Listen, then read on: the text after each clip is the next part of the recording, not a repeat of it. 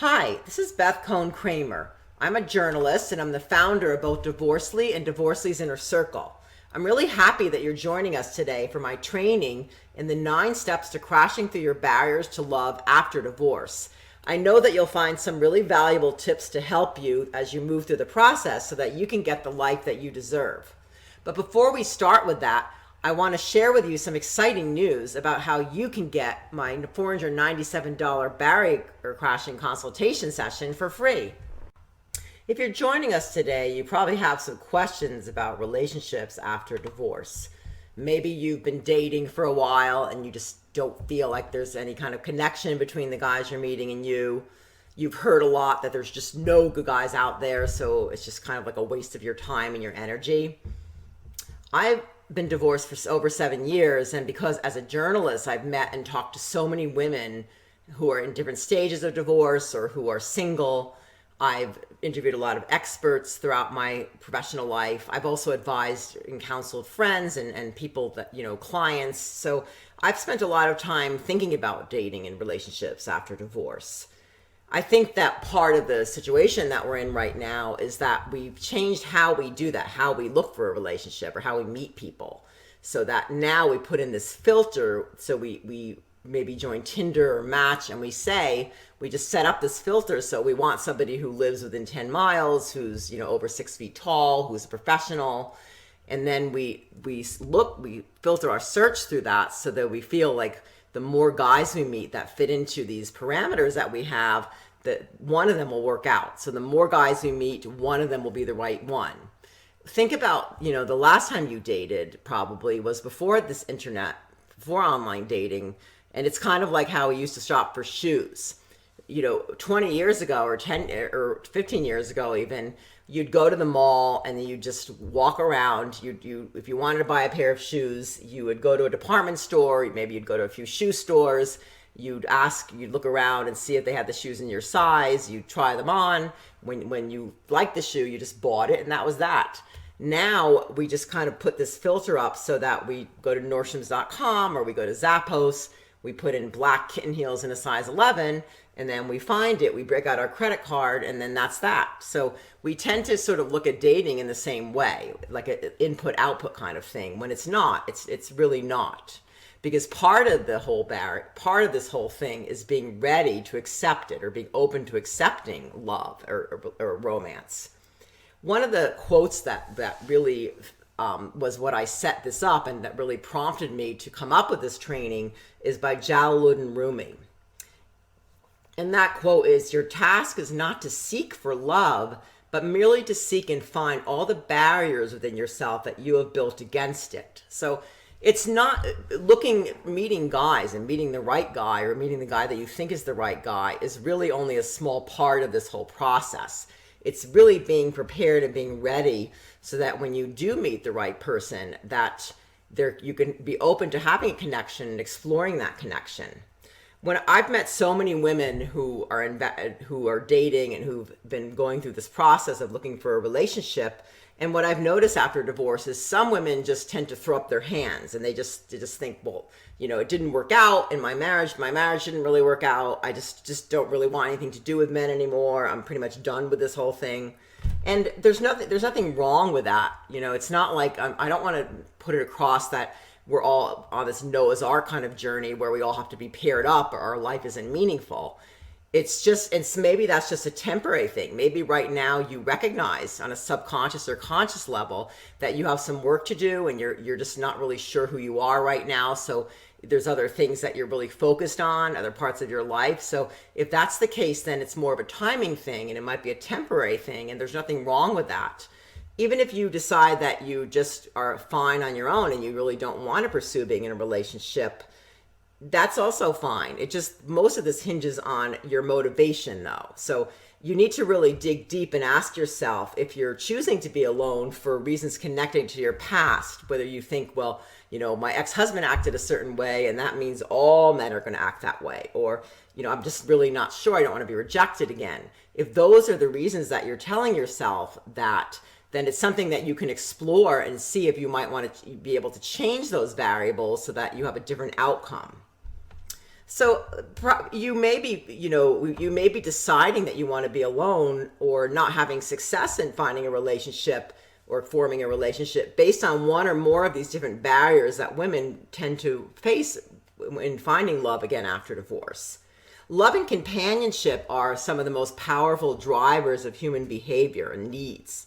If you remember from your college or high school psychology or sociology class, Abraham Maslow had this hierarchy of needs, the things that we need as humans, and it's kind of like in a pyramid. So he identified the need for love as something that was just above things like food or shelter, clothing, personal security, things that were just imperative to live.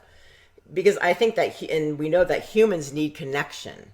It's not, I think we need to really differentiate when we look at that, because it's not that we're saying that if you're not in a romantic relationship, that your life is just not worth anything. That's not really, I don't think, what the driver of this is. I think that we need to be open to receiving and giving love to everybody, whether it's our kids or our pets or other, our friends. That's really how we learn how to trust again.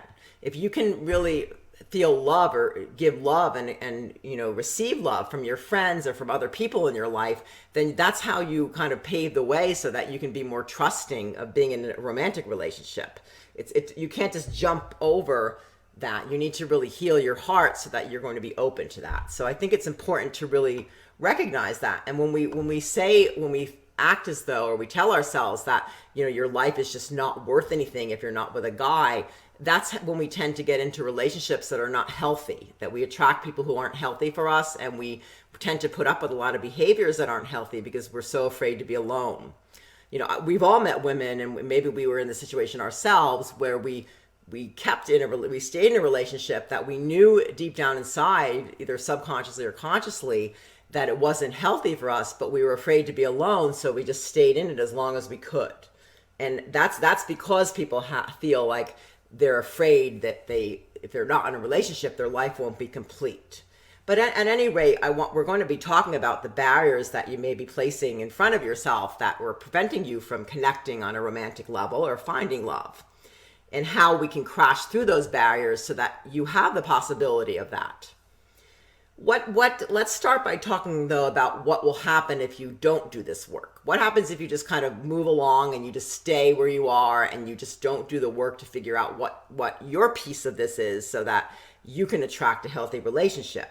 One of the things that happens is that we have this push and pull thing where we're afraid of being alone. I mean, I've heard so many women say, what if I die alone? Or what if I get too old and I can't meet anybody? So there's this palpable fear of being alone versus running in the opposite direction. So I've seen this a lot in men also, where they'll meet 100 women, but there's something wrong with every single one of them, just like really crazy things. I didn't like her because her pants were too short or her hair was a certain way. So we do that because we don't want to be rejected. We'd rather be on the rejecting side of things rather than being rejected, but we're also afraid of being alone. So we have this push-pull thing going on. One of the other things that happens is if we get stuck in the past. So the narrative of our past, the story of our past becomes what we live in. We live in the past rather than in the present or the future. We tend to rehash our marriage. You may have done this and you may be aware that you've done this. Maybe you have a friend that's done this and you really recognize this, but certain people, or maybe we do ourselves, we just replay the past in our heads and we talk about it all the time.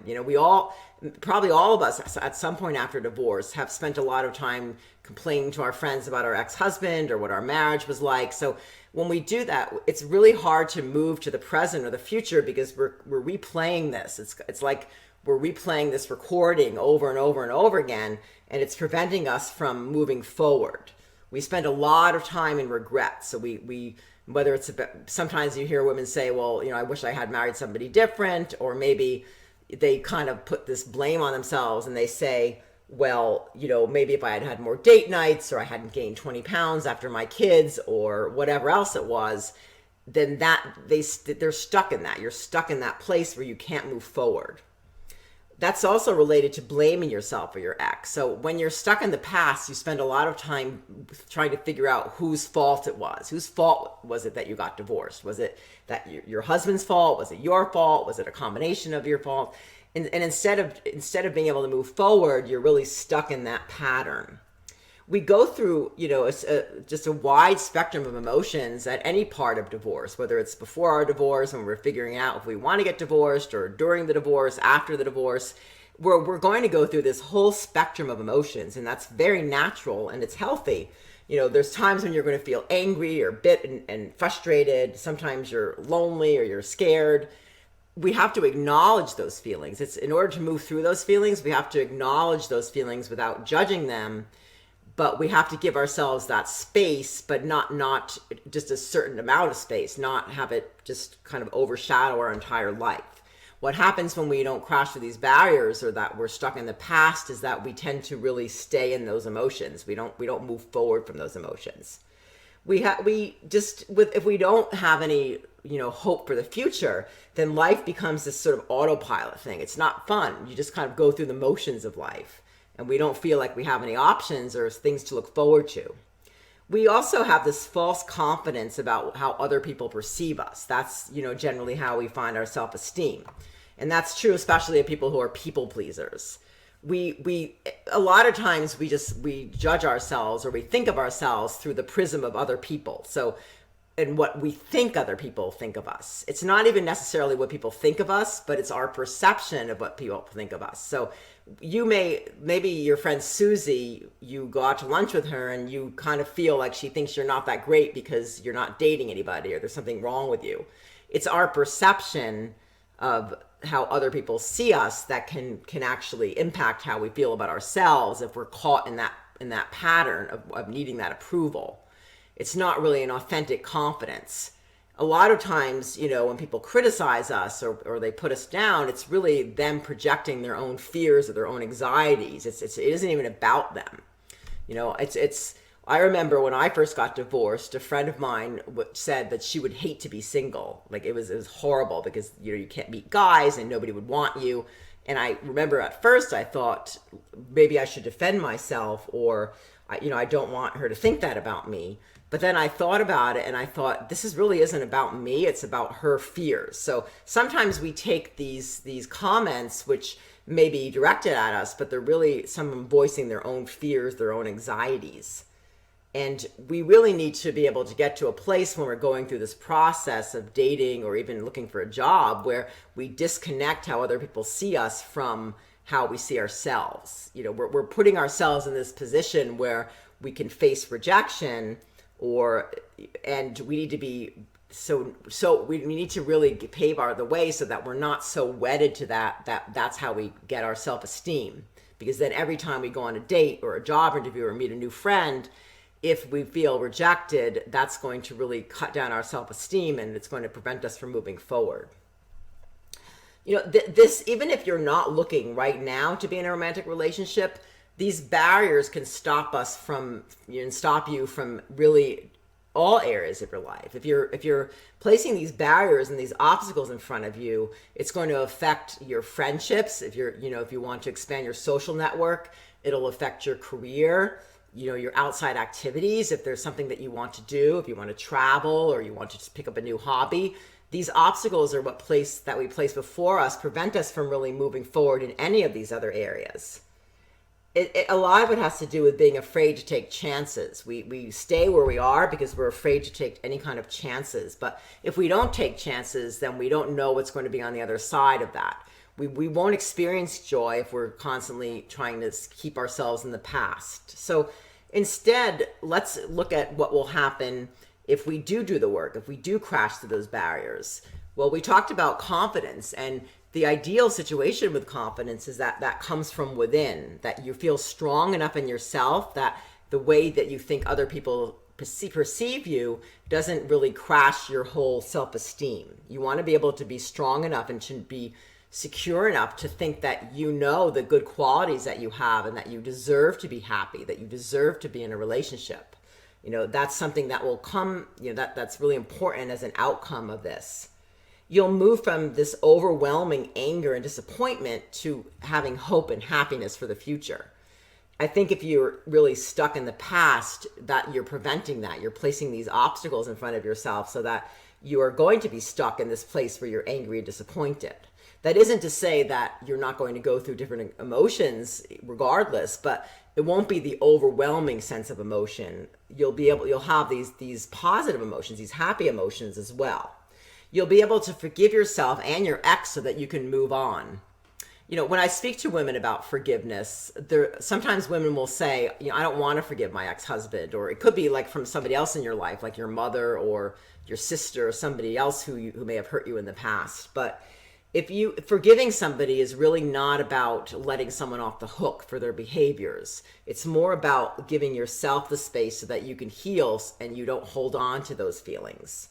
And that goes for yourself as well. We tend to feel some guilt, and we blame ourselves for what happened in our marriage, and when we don't forgive ourselves, then it's also very difficult to move on. Breaking through these barriers allows you to do that so that you move away from that place of blame and you can forgive yourself so that you have the space to move forward.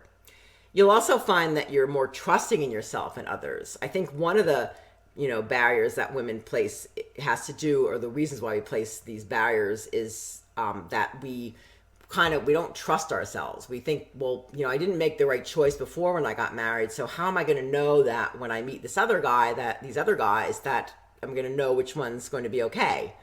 And once we go through this process of crashing through barriers, we'll know ourselves and we'll have a better sense of judgment so that we can look for red flags and we can be able to trust ourselves when we make those choices, and we can also trust others. So I think this is especially true with women maybe whose husbands were unfaithful or had an affair. I've talked to some women who were in that situation, and a lot of times they'll wonder, if all guys will be like that. So it's really learning how to trust again and trust that somebody won't hurt you or take that path, that it's not the relationship you have with your husband or your ex-husband is not necessarily going to be repeated in the future relationships that you have. You'll also be able to have a life filled with adventure and fun so that you're not so hung up on avoiding replicating the past, but you can move forward and you can take chances and you can really just live your life in a fun, free-spirited way. You'll be living your authentic life in all areas. You'll be looking at your whole life, whether it's your career, your friendships, your hobbies that you want to pursue, romantic relationships that you have. You'll be living your authentic life. You'll really know yourself and what it is that makes you happy. It's not what makes your mother happy or your sister happy or your friend happy. It's what makes you happy. You'll be connecting with others who support you. And I think that's, especially after a transition like divorce, that's so important. We take the energy from other people in our lives. So if you're mainly surrounding yourself with people who are criticizing you or who telling you that, your life is not going to improve, you're going to internalize those messages, and any doubts that you have, any self-doubts that you have just get magnified when that happens. They just blow up. It's like when you go to the grocery store and you hear the message, clean up on aisle 6. Whatever you are feeling inside of you, if you're not really sure if you're good enough to be in a relationship, and now your friend tells you that, or your mother tells you that, then that's just going to blow up what your own feelings are. So if you do the work and you remove those obstacles, then you're going to be finding people who actually support you. That's so important, and to limit your time with people who are not supporting you. So you'll be able to learn how to do that and gravitate towards people who will support you. If you do choose to pursue a romantic relationship, it'll be new and improved. It's not going to be the same relationship you had. It won't be the same patterns that you had. You'll be able to have a different type of relationship, and you're the one who gets to define it. It doesn't have to be like what your sister's marriage or your parents' marriage, or what your marriage was like. You get to define what that looks like and what that feels like for you. And if you choose to stay single for healthy reasons, then that's fine, as long and you're not staying single because you're afraid and you have this fear of failure and rejection. So now that we've talked about what will be the outcome if you go through this, let's talk about what are the barriers what are these barriers? Why do people have these barriers, and what are they? One of the barriers that we place, one of the reasons why we do this has to do with fear. We're afraid. We don't want to put ourselves out there because what can happen? What if you meet somebody and you really like him and then he doesn't really connect with you? So we're afraid of that. As people, we don't want that. We don't want to feel rejected. It brings us back to these old feelings that we had, maybe too. Maybe you think about when you weren't invited to a birthday party or you were picked last for a team. It brings back these old feelings that we have deep inside of us. And there's a human need to want to fit in. So it's disappointing and we're afraid. We want to avoid that feeling. Limiting beliefs are what we tell ourselves. We tell ourselves this messaging and we take it also from the outside, maybe from your friends or from the media. So people say it's really hard to meet a guy after 40. Nobody would want to be with a woman who has 2 kids. You're not thin enough, you're not good enough, you're not fun, who would want to go out with me? Though when you place those feelings, then that's an obstacle. You're not really giving yourself the space to invite anybody in, and that's what comes out. That's what people see or listen or they hear when they meet you, because you're kind of clouded by these limiting beliefs. We also have avoidance. We want to avoid, that's kind of limited, it's kind of associated with fear. We want to avoid anything that might hurt us. So instead of putting ourselves out there with the possibility of having something great, we avoid everything so that we don't have to deal with it. Maybe we have guilt. I've met a lot of women who seem to have guilt about that. We especially if we're parents, we have a lot of women tend to have this martyred mother syndrome where we think, well, I have kids, my responsibility really has to be to my kids, and I really don't deserve to be happy because I made my choice a long time ago and now I need to be focused on my children. I think that's dangerous, really, because it's not really the best thing for children either. It's not healthy for children. I remember when I was first divorced, my daughter, who was like 8 or 9, would say, I'm not going to go out with my friends. I'm not sure if I should go out with my friends or go to my friend's house because then you're going to be alone. And I don't want you to be alone. I'm afraid that, I don't want you to be by yourself and home by yourself. And I felt bad about that because I didn't want my children to feel like they had to put their life and not do what they wanted to do as kids or teens because they were worried about me being at home. And that's way too much responsibility and pressure on children. And they shouldn't be responsible for your emotional health. So it's even if you're just not telling them that, or they're going to perceive it that way if they feel like they have to take care of you. And it's important that you don't put so much weight on that relationship that your kids feel that pressure, because they will internalize that pressure, and then they'll change how they see things, and they'll feel like they're your caretaker, which is kind of like an imbalanced relationship. It's the opposite of what it should be. You also then, it becomes much harder if you do that, if you're focused only on your children. Once your children leave the nest and they go to college or they leave, then you're left by yourself, and then you have to kind of scramble to figure out how to make it work. So it's not really the healthiest option to do that. It's not at all. We also, what we project a lot of times also is defensiveness, and that can come across, that really creates a barrier.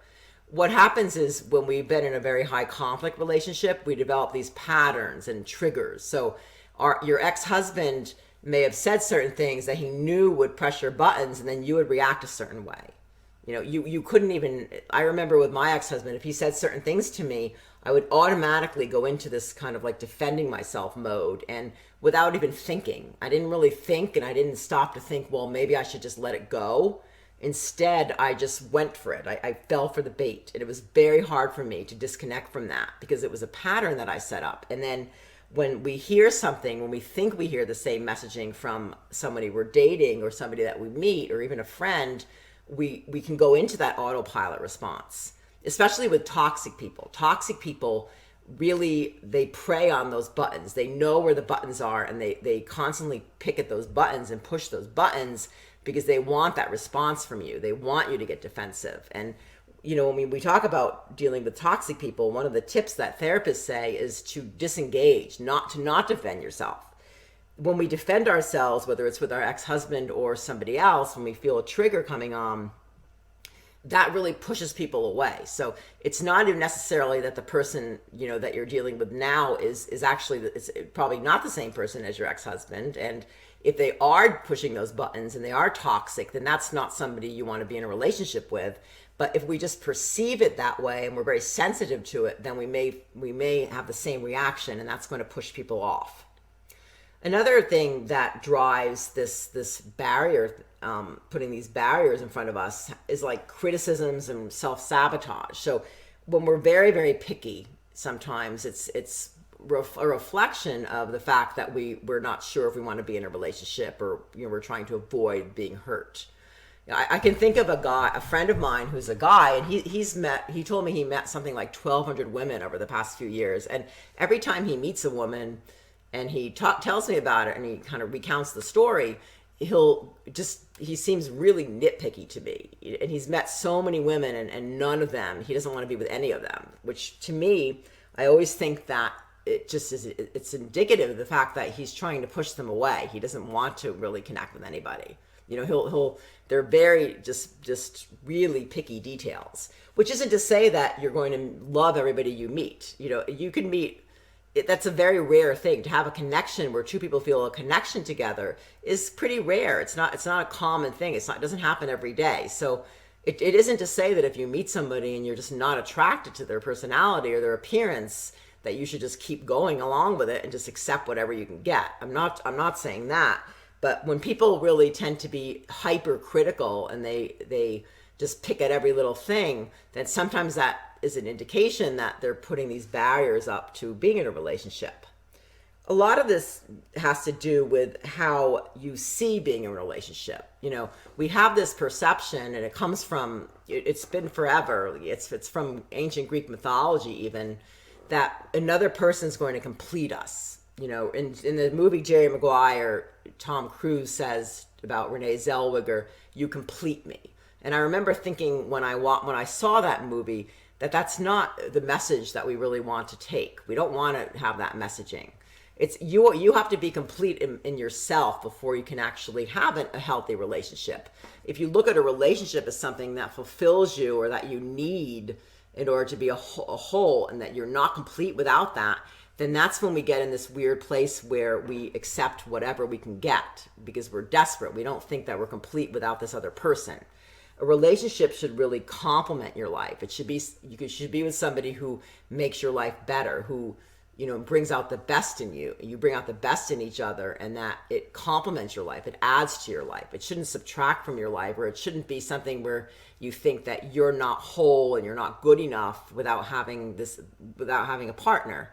I think that puts you in a bad place, and it sets you up for this failure, because you're going to attract, if guys know that you are desperate for a relationship, the kind of guys you will attract will be ones who prey on you. They know that your vulnerabilities. They can smell it a mile away. So men who are abusers or who are toxic and who are narcissists, they want somebody who's insecure and who is going to need them, who's going to have this really strong need for them rather than a want. It's more of a need and a desperate need, and they'll prey on that. They'll find that and they'll smell it out and they'll seek it, and they'll know how to manipulate you so that they can pull you across that way. It doesn't start out that way necessarily, but they can pull you across that way. So it's really important for you, for your health, to not look at it that way, so that when you do invite a relationship in and you want to try having a relationship, it's not out of that place where you have this desperate need for it.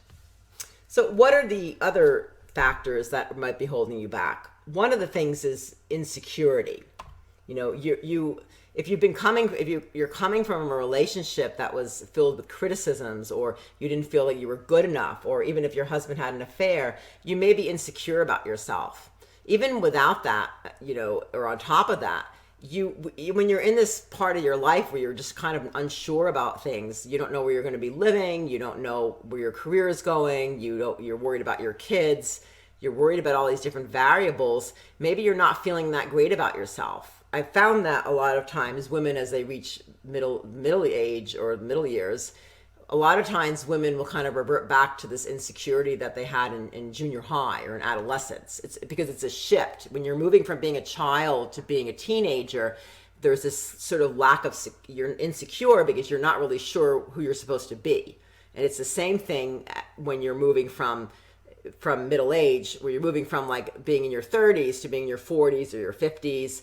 then we add in this other piece of it where we're divorced and now our life is changing and we're not really sure who we are. That just kind of like boosts this insecurity because we're not really sure of our circumstance. We don't know what we're doing or what we're supposed to be doing here, and we don't feel secure in ourselves because we're not really sure if we look good enough, or maybe we're too wrinkled. We become insecure, and then that means that we're taking in these criticisms, or what we think of as criticisms from other people, and that becomes stronger. It becomes more, it impacts how we feel about ourselves. The other piece of that, related to that, is a lack of self-worth. We don't know that we really deserve to be happy. And I hear this a lot from women. I hear women say, well, I don't really know. I think it might be selfish if I want to be happy. I hear it a lot from women who are thinking about getting divorced as well. So when I've had conversations with women who are really unhappy in their marriages, but they are not sure they want to get divorced, a lot of times women will say, why do I think that I deserve to be happy? Like, I made this choice and I chose to marry this guy. If it should be forever. And if I'm not happy, is it really that important for me to be happy? But think about, if this is your if this is your life, then you deserve to be happy. You are deserving of that. Each one of us is deserving to be happy and fulfilled. So you deserve to be with a partner. If you want to be with a partner in a healthy relationship, you deserve that. It's part of your life. It's part of what makes life meaningful. We also have this fear of rejection or abandonment, and those are kind of like two sides of the same coin. We don't want to be rejected, and nobody wants to be rejected. It's part of it's human nature, but we're also afraid of being abandoned. So it affects like how we attach to other people. It's very palpable when we have that inside of us. You can kind of sense that from other people, and that's what you project to other people. So if you're afraid of being rejected, you may have these self-protective devices that you use so that you're basically kind of closing off so that you're the one doing the rejecting. You're pushing people away.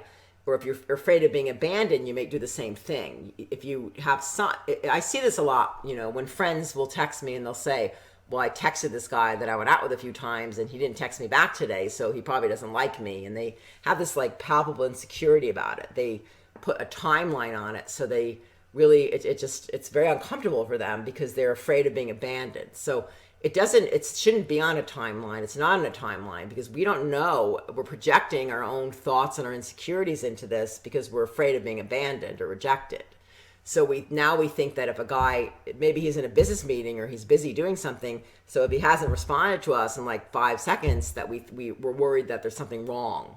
And that comes from that, and then we kind of become too needy, and we're just constantly texting or constantly calling, which is a turnoff.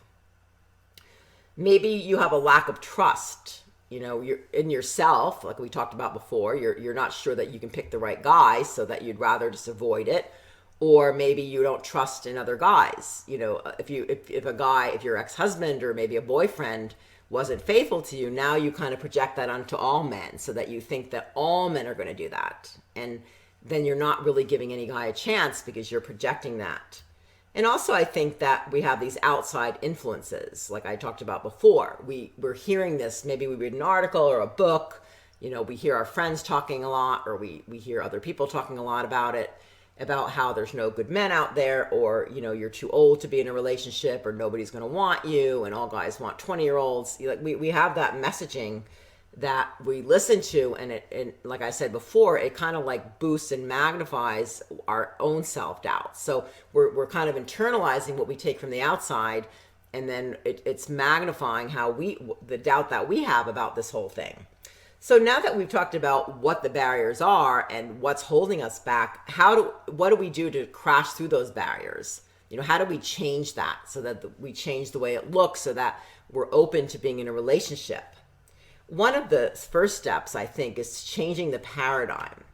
We talked about how this whole concept of how you're just like one half of a soul wandering along the earth looking for your other half. We have to change that so that we believe that we are whole, that we are deserving, and that we're whole by ourselves, that we're worthy. You're strong, and you're beautiful, and you're smart, and you're creative, and you have all these great qualities, so that anybody that comes into your life would be lucky to have you, and also that this is going to add to your life. It's not something that's going to complete your life, but it's going to add to your life. So that's really important to have that in the back of your mind as you go through this process, so that you're really open to inviting somebody into your life. Another step that you need to take is to get rid of past regrets. I talked before about how when we stay mired in the past and we can't move through the past, then it's kind of like this door, this gate that we're putting in front of ourselves that we can't push through because we're stuck in this past. And, I've worked with therapists and I've interviewed therapists, and one of the things that I think was really powerful was to write down these things, write down your regrets or these different things on paper, and then just crumble it up and throw it in a ball or burn it, maybe write a letter of forgiveness. A lot of that has to do with forgiveness. So let's say it doesn't even have to be with your ex-husband. It could be with like your mother. It could be with somebody else who hurt you in the past. And you don't have to share this information with them. You don't have to send off this letter or email. Just write it on a paper and crumble it up or burn it or rip it up in little pieces or shred it. And then you're getting rid of these feelings. You're telling yourself it's a physical response, so that you're getting rid of those feelings that are keeping you back. It's very powerful. Related to that is forgiveness. If you can let go of some of these things from your own standpoint. In Buddhism, there's a saying about holding fire and expecting the other person, and then getting burnt by the fire, or drinking poison and expecting the other person to die. When we hold on to this anger, we don't really allow ourselves to move forward. And what I've thought about really regarding this is, let's say you were married for 10 or 15 years to your ex-husband, and he, was very toxic to you. If you keep continuing with that and you keep holding on to that in your anger, you're really giving him a lot of power for the rest of your life. He doesn't care if you're angry with him. He doesn't care.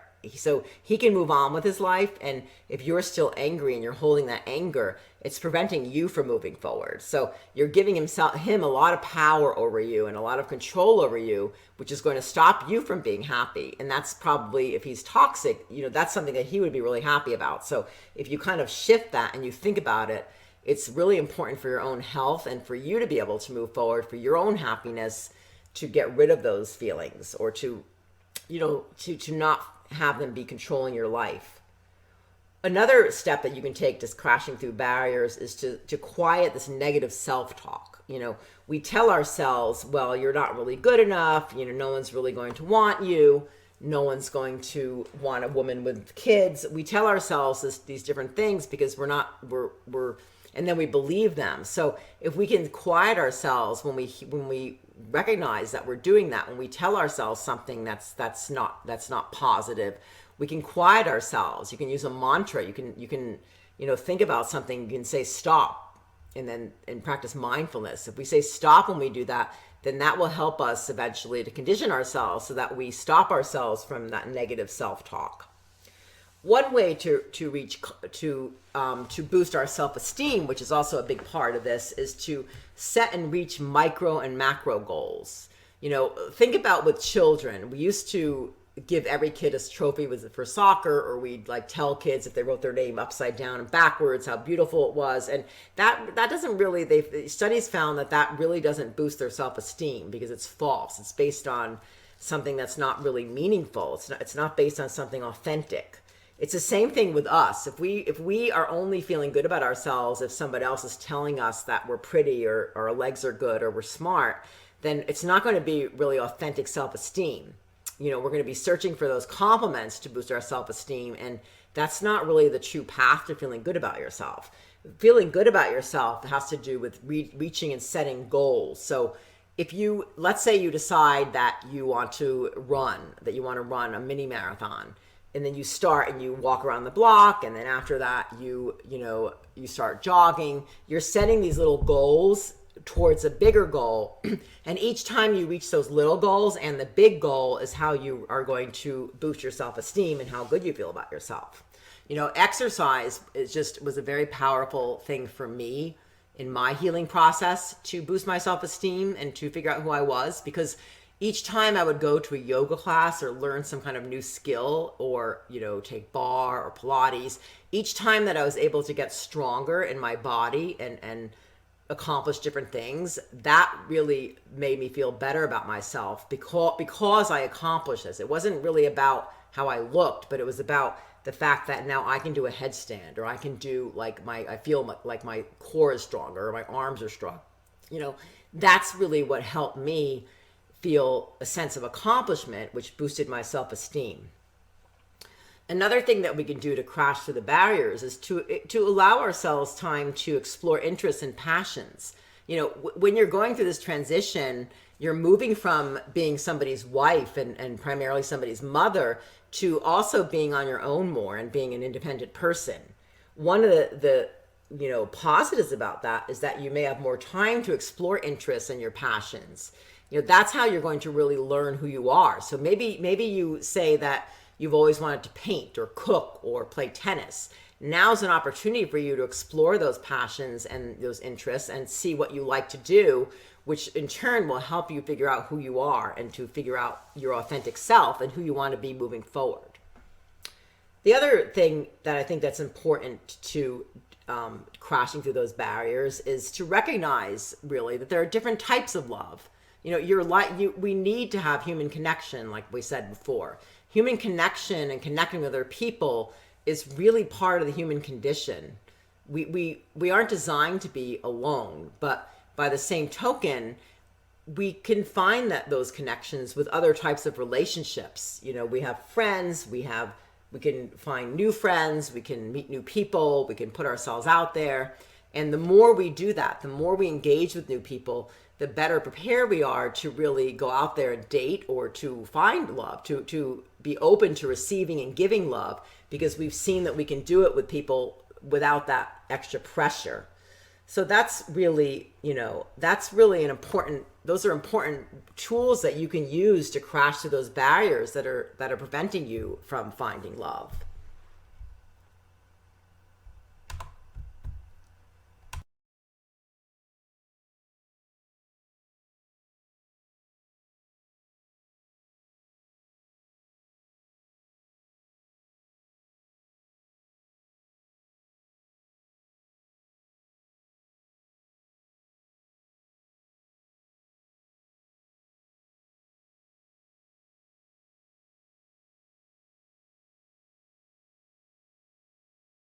Those are the steps and actions that you can take to crash through the barriers to love after divorce.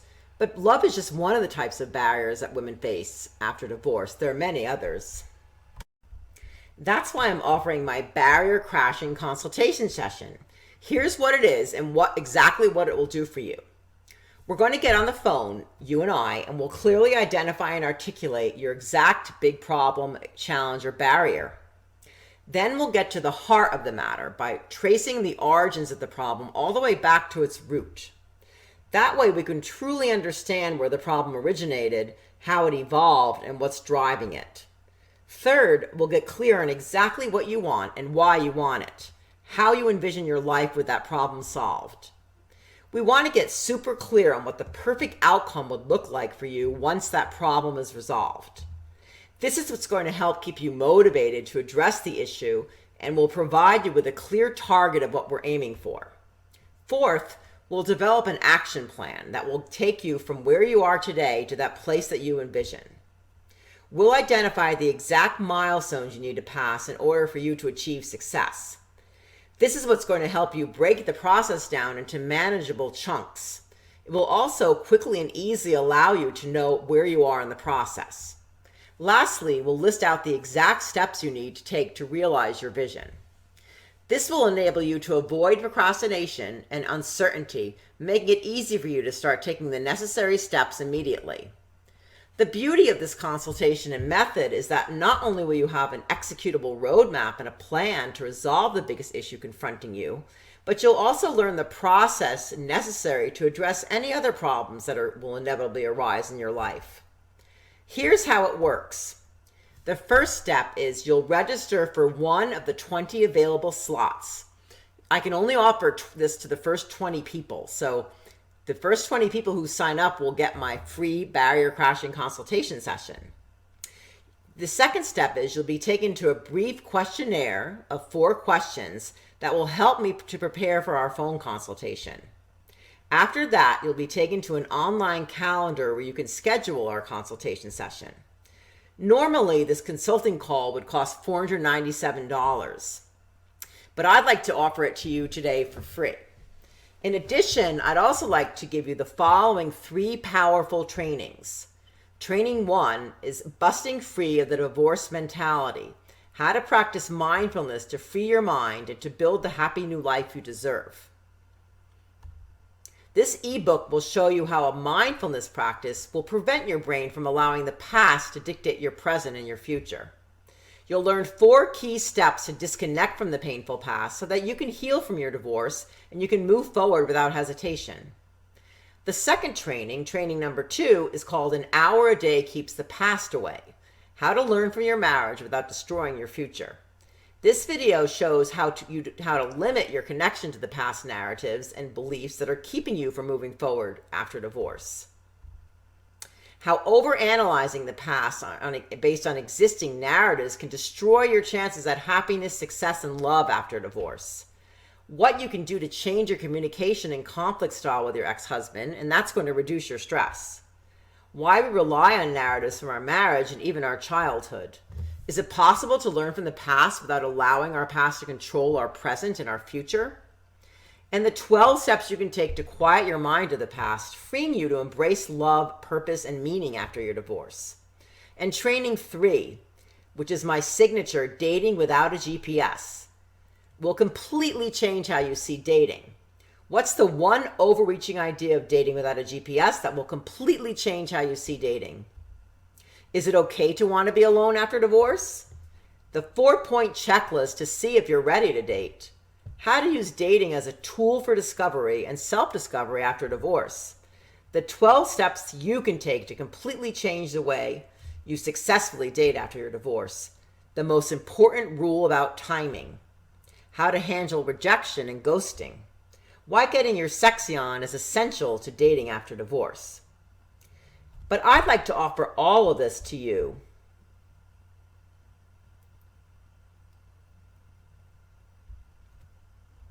free.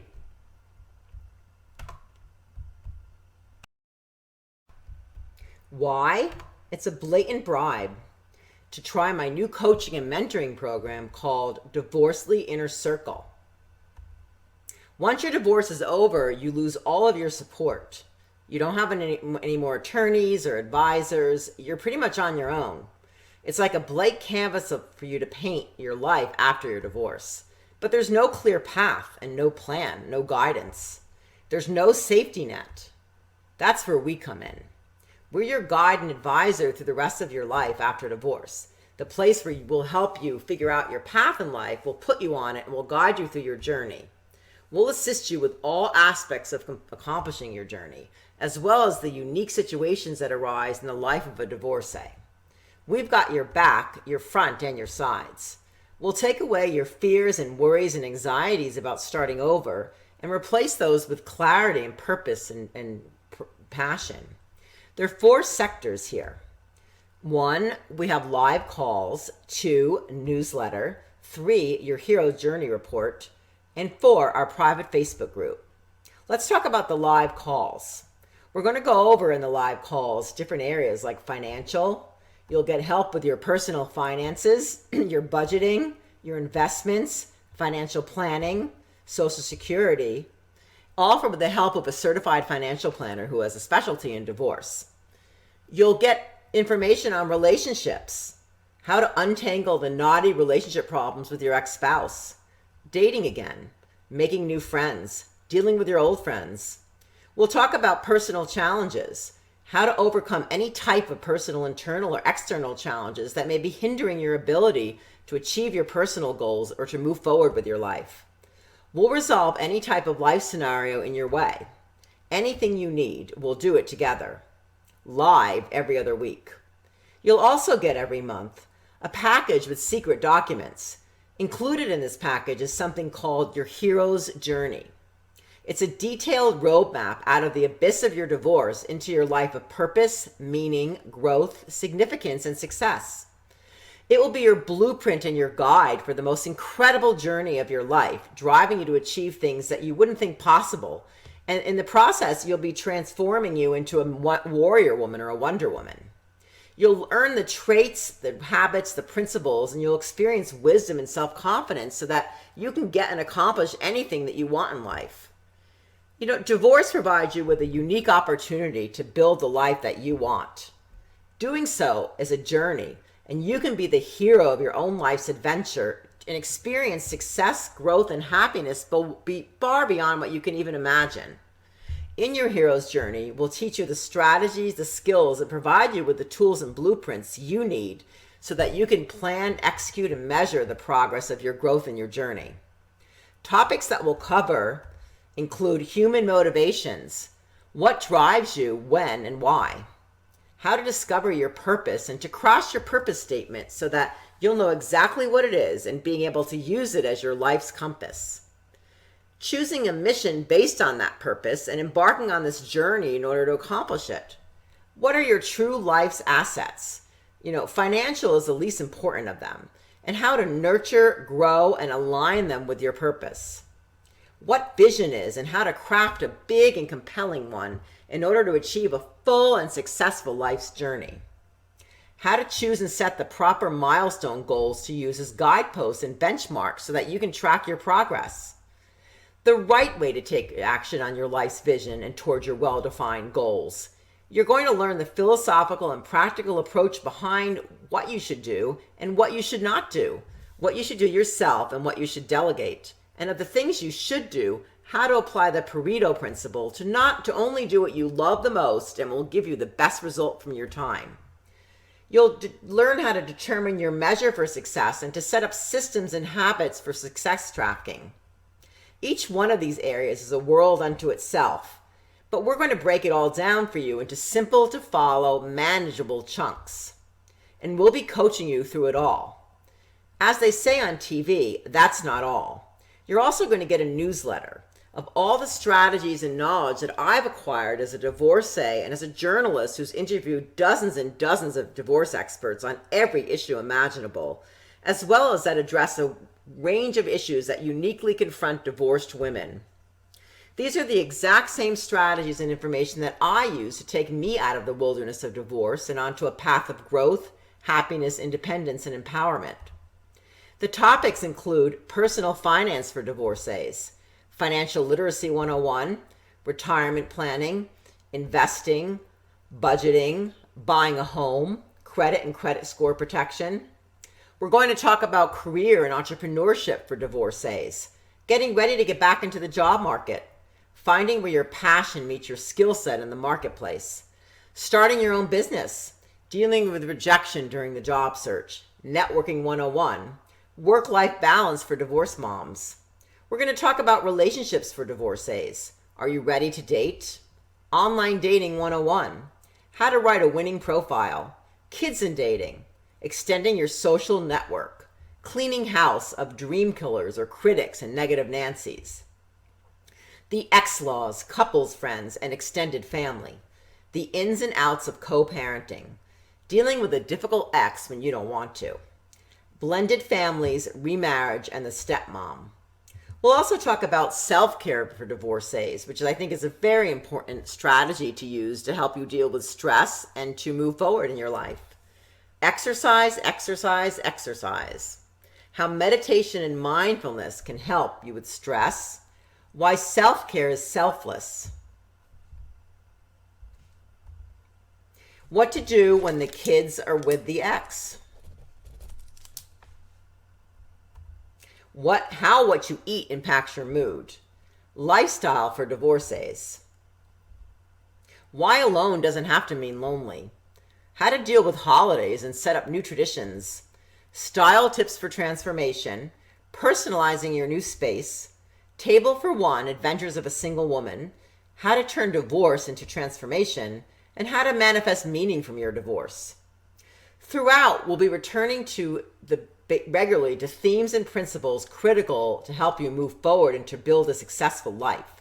Some of these themes include boundaries, how to establish and maintain your space and limits, which is very important as you move to find new relationships and set new relationships, as well as to deal with the people from your past. Self-awareness, how to get reacquainted with the pre-marriage you, your conflict style, and your triggers. Wise mind, how to feel your emotions without judgment and to avoid emotion-fueled choices. Dealing with a difficult ex, healing from narcissism and abuse. Finally, as a member, you will gain immediate access to our private Facebook group. This is the Membership Nerve Center. It's where we interact with you on a daily, ongoing basis. We're going to post important news and updates. We're going to also post important resources and recordings. But most importantly, it's where you can interact with your fellow members and people who are in the same boat as you. Obviously, we don't have all the answers, nor have we experienced every different experience. But chances are you'll find other members who have. The private group will give you an opportunity to make new friends with these people and to learn from them and to share your knowledge and experiences with them.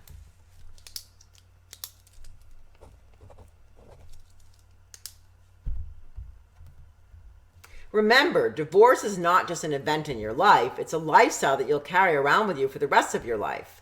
And there's no better way to prepare for that and to live out that lifestyle than with support, advice, knowledge, and strategies that we provide here, guaranteed. You will not find this compilation of information anywhere else. It's not that the information is all necessarily unique, but it's the overarching and unifying thread throughout that makes it so powerful and one of a kind. So you're probably wondering about the cost. As a member, you get everything: the live video conferences, the Hero's Journeys Guide, the Divorce.ly Inner Circle newsletter, access to the private Facebook group for just $197 a month. There's no contract and you can cancel at any time. Plus, you never have to pay for the consulting session, and you get to keep all of the additional training. Bonus 1, busting free of the divorce mentality. Bonus 2, an hour a day keeps the past away. And bonus 3, my signature dating without a GPS, for free. The barrier consultation session is worth $497. Bonus 1, $47. Bonus 2, $97. Bonus 3 is valued at $297 for a total of $938. $938 of training, yours for free, just for becoming a member. Now let's talk about membership dues. So if you're still not sure that you're ready to sign up, you may be thinking, how do I know this is going to work for me? To me, that means two distinct possibilities. It means either that you don't trust me and you're not really sure about this whole process, which means that I didn't really do my job and I didn't really explain well enough how this will impact your life. And in that case, I want you to wait to sign up. The other side is that maybe you have self-doubt. It's not unusual at all to doubt yourself at any time during the divorce process or even after. Maybe your ex-husband was really critical of you. Your life right now is at a standstill. You aren't really sure what the next step is or which way you're going to go. Maybe, like a lot of women, you feel like you failed at your marriage, that you didn't do a good enough job at staying married or being in your relationship, which a lot of women feel. A lot of women have those doubts, after a divorce. You're hearing messaging from your friends and family that may just magnify this self-doubt. Maybe they're telling you that you're never going to meet somebody else, or that you should have stayed married till your kids were older, and all those things that are like inside of you that just get blown up by these other people's perceptions. So why would you believe that you have the chops to follow through on Divorce.ly's inner circle? Well, I'm here to tell you that my job is to be your personal guide to crush through that self-doubt and to kick it to the curb. Your divorce is final now. So that means that you get to decide what the next step is. You can decide that you're going to hold on to the past and stay stuck in the past with your regrets and your disappointments or your anger and your self-doubts. Your tires get sort of stuck in this narrative, in the mud of this narrative, that you're a loser and a failure, that that no one's going to want you, that you're past your prime, that your life is over. Or you can hold your head high You can manifest meaning from your past, and you can disconnect with that narrative using our big bag of skills and tools so that you're propelled to a life filled with purpose, meaning, and joy. The choice is yours. I get self-doubt because I've been there. By the time I was interviewing divorce attorneys, I'd been target practice to appease my ex-husband's anxiety and self-doubting episodes for close to 15 years, which he freely admitted during our divorce process. I was exhausted from fight or flight, from constantly trying to defend myself and to survive, while he would just stay calm and cool and question my sanity, which is otherwise known as gaslighting. I was petrified of my ex-husband, so much so that my mood would completely shift when I would hear the garage door open every night. I listened to my mom. My mom would tell me, to make sure everything was perfect so he had nothing to complain about. But as you know, that's just futile. You just can't do that. It's not sustainable, and it causes a lot of anxiety in yourself. I try so hard to make everything perfect. If my babies cried, I'd throw them in the car and I'd drive around for a few hours, because even in the middle of the night, I didn't want to wake my ex-husband up because he'd get upset. I would take my kids to McDonald's indoor playground as soon as they woke up on the weekends, because I just didn't want to disturb my husband. He would tell me that he didn't want to be bothered by kids crying. So I was kind of like a captive. So that by the time I got to divorce, or I had done the work to make myself feel better about myself and to know that this wasn't a healthy environment for me or my kids, I had absolutely no confidence that I could withstand any sort of conflict in the courtroom. The idea of standing before a judge with my ex-husband and some attorneys was absolutely terrifying to me. I knew in the back of my mind, I would just replay the scene in my head that he could manipulate the judge and make him seem irrational. He could kind of just make the judge wrap him around his finger, and then I would seem irrational, and he'd push my buttons so that I would get upset, and he knew what triggers to hit, while he stayed calm and collected. And I just knew that I could not handle that. In my mind, I just did not have confidence that I could handle that. So I ended up choosing this attorney who seemed really nice and that she was going to hold my hand. And I also chose a process that didn't really serve me. I allowed my ex-husband and his attorney really to take control of everything. So we would sit in this conference room, the four of us, the two attorneys and my ex-husband and I just kind of like accepted whatever his attorney and he said. We didn't have to go to court, which I guess was a positive, and it took less time. It wasn't like a really protracted process. It was only, I think we did everything like in 5 or 6 weeks. And from time to time, I would realize that there was something that he'd bring up in his proposal that just didn't seem right to me, or that it would just seem really punitive to me, that it was punishing me. But at the end of the day, I agreed to financial points, especially, that would leave me struggling for years to recover. What happened, when I got through this process and I was reflecting on it, and I really was aware of this mess that I was left in, I allowed my fears and this narrative of the past, projecting what I thought would happen during my divorce, to overrule my life and the choices I made during my divorce. I knew, and deep down inside, I knew I could feel something was wrong, and I knew that these things weren't right, that I shouldn't have agreed to these things, but I didn't think that I could handle it, and I just was so anxious to get out, to be done with this process, that I really didn't do my best diligence, my due diligence. So it took me a long time to dig out from this, what seemed like this big hole. Like I would never be able to get out of it. I felt lonely and scared. And, there were times when I would just end up like at a heap on the bathroom floor. I wasn't really sure how I was going to turn my life around, or even if I deserved to turn my life around. The one thing, though, that kept me going were my kids, my two beautiful daughters. I knew that I had to pull myself out of this anxiety and sadness. And I also knew that I had to create some kind of meaning from this experience. It's a very big part of my life's philosophy that when I go through challenges, I don't want it to be something that just leaves me there, but I want to be able to move forward and to create some kind of meaning from it. At the same time, I really didn't want this to be my story.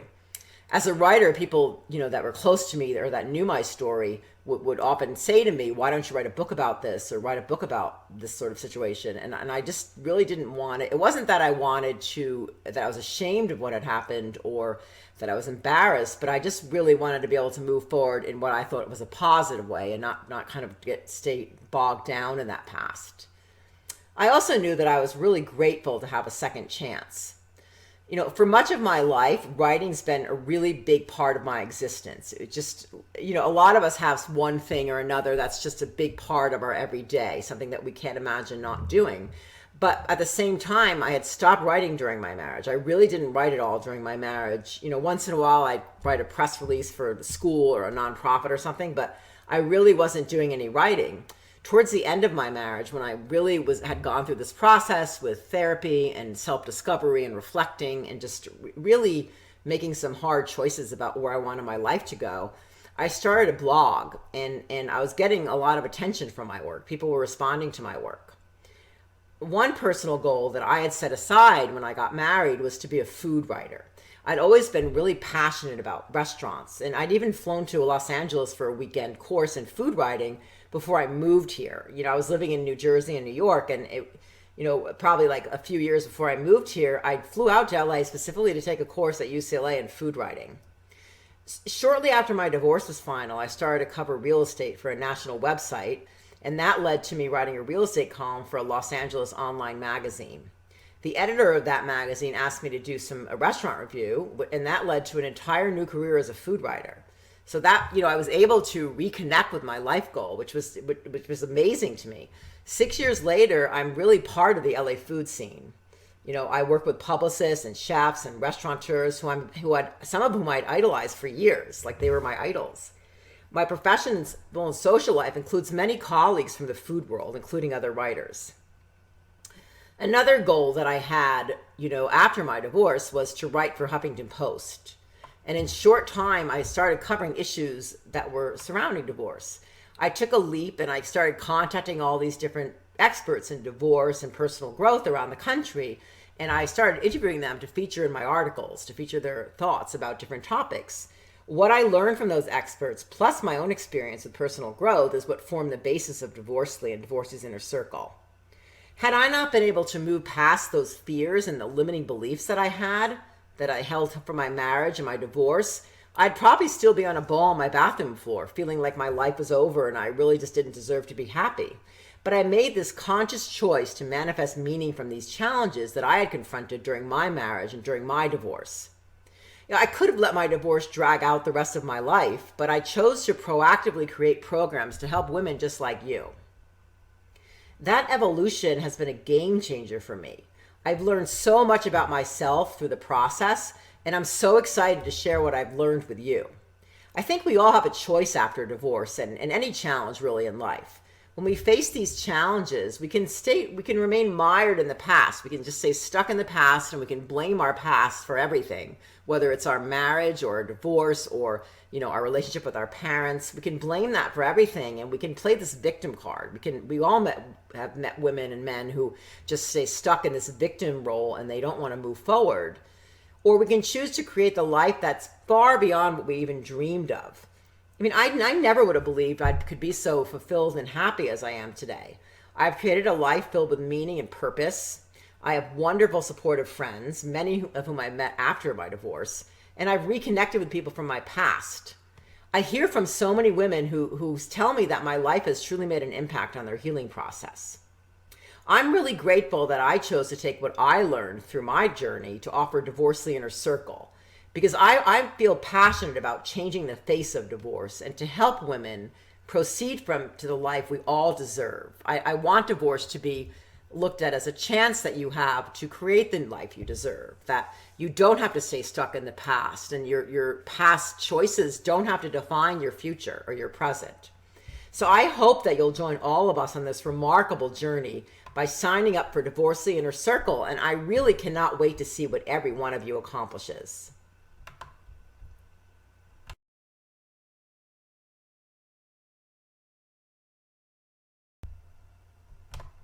Now let's talk about membership dues. Like I said, it's just $197 a month. Not prohibitively expensive, but enough to keep away time wasters and those who really aren't serious about personal growth and development. The truth is, if you're the right person, this membership should be looked at as more of an investment than a cost. Why? Because it will pay you. Remember, this membership is about getting clear about what you want in life and actually getting it. More money, better health, more happiness, better relationships, a life filled with more purpose and meaning, all uniquely from the perspective of a divorcee. This is about your future, a future filled with clarity, purpose, and meaning. You've got nothing to lose and everything to gain. Also, for the first 20 people who sign up today, you'll get my barrier crashing consultation session for free. If you haven't enrolled yet, I really want to talk to you because as great as this offer is, I understand it may not be right for everybody. I really want to make sure it's right for you before you enroll today. So let's talk a little bit about the pros and the cons. Well, on the pro side, you have this proven methodology that will transform your life, and it's going to help you act confidently as your authentic self. You'll be able to identify and pursue your true passion and purpose. You'll handle and silence all the naysayers in your life, both in your mind when you tell yourself things and also the people around you. You'll discover the most stress-free and productive ways to co-parent and to deal with your ex. You'll overcome pernicious and destructive self-doubt. You don't have to have any background. You can be at any stage or time after your divorce. It's never too early or too late to start. And you'll get lots of personal help from me, lots of access to a variety of other experts in all different areas, and a community of people in the same boat to connect with and to share stories, experiences, and lessons to support each other. So what are the cons? What are the things that may be keeping you from doing this? Well, it's not the cheapest thing in the world. You have to spend some time. You have to commit some time to it. And what if it doesn't work for me? A number of people have told me that this is expensive, and you know what? It is. But it's still less than an hour working with a therapist and a life coach. It's lower than the going hourly rate for a divorce lawyer. 1 hour, and in some places, it's way less. Let's divide it up. So $197, if you divide it up by every day in the month, 30 days in a month, is just $6.57 a day. You know, I looked online to see what you could actually get for $6.57 a day, and these are some things that I came up with. You could get a medical receipt book of personalized receipt pads. You can get a lemon fruit fly trap, or you can get a McCall's pattern for baby dresses and bumpers. Let's fast forward 1 year from now. You've been keeping up with the newsletters, you've been doing the exercises, and you've been engaging with the community, participating in the live calls. What's more important? Looking back at yourself and you can hardly recognize who you were. Your friends and family hardly recognize you as you brim and radiate with confidence, clarity, and a sense of purpose. You're clear on what you want out of every aspect of your life, and you're deep in pursuit of it. How amazing would that feel?